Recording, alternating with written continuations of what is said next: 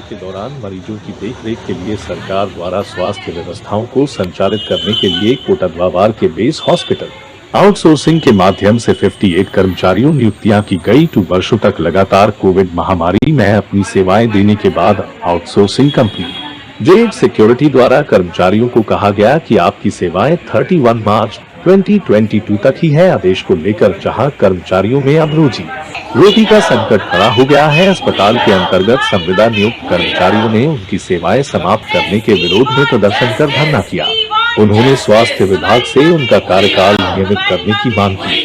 मांग पूरी होने तक आंदोलन जारी रखने की चेतावनी दी। स्वास्थ्य विभाग के कर्मचारियों ने कहा कि उन्हें कोरोना काल में अस्पताल की स्वास्थ्य 30 सितंबर 2021 के शासनादेश में कोविड-19 के अंतर्गत नियुक्त कर्मचारियों की संविदा अवधि को 1 वर्ष के लिए बढ़ा दिया गया था, लेकिन अब उनके कार्य की अनदेखी करते हुए उनकी 31 मार्च को सेवा समाप्त की जा रही है।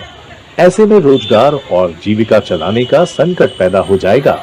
उन्होंने बेस अस्पताल के पीएस, सीएमओ और जिलाधिकारी पौड़ी से उनका कार्यकाल जारी रखने की मांग की। देवभूमि मंथन के लिए कोटद्वार से राकेश पंत की रिपोर्ट। लेकिन हम ये चाहते हैं कि हमें मतलब कोविड में नहीं, मतलब एनएचएम में समायोजित किया जाए। और कोविड के दौरान हमने अपना घर नहीं देखा, अपना छोटा बच्चा नहीं देखा। मेरे को मतलब काफ़ी स्थितियां देखनी पड़ी अपने घर में भी।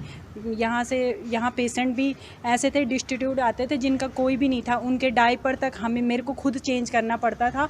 और लगातार किया मैंने ये काम। और घर जाके मैं अंदर भी नहीं जाती थी अपने बच्चे के पास। गाय की छन्नी में ही मुझे इतनी ठंड में मतलब दर्री बिछा के मैं वहीं सोती थी। और फिर ड्यूटी आती थी। अपना दिन रात मतलब कुछ भी नहीं देखा, अपने शरीर के बारे में नहीं सोचा। बॉटल भी चढ़ती थी मुझ पे यहाँ पे, फिर भी मैंने अपने कैनुल लगा करके भी बॉटल भी चढ़ाई। उसके बाद भी पेशेंट को देखने जाते थे। अपने हाथों से खाना खिलाया हमने। तो आपकी बात बोलना है कि इतनी मेहनत करने के बाद भी आप कंपनी ने क्या किया आपके साथ? क्या हमें लेटर मिला, हमें वो किया गया है कि 31 तारीख को तुम यहाँ से जाओ, कोविड खत्म हो गया है। तो हमारी मांगे हैं कि जब हम रखे गए थे हमने निस्वार्थ सेवाएं की थी। निस्वार्थ सेवा को हमें प्रतिफल चाहिए।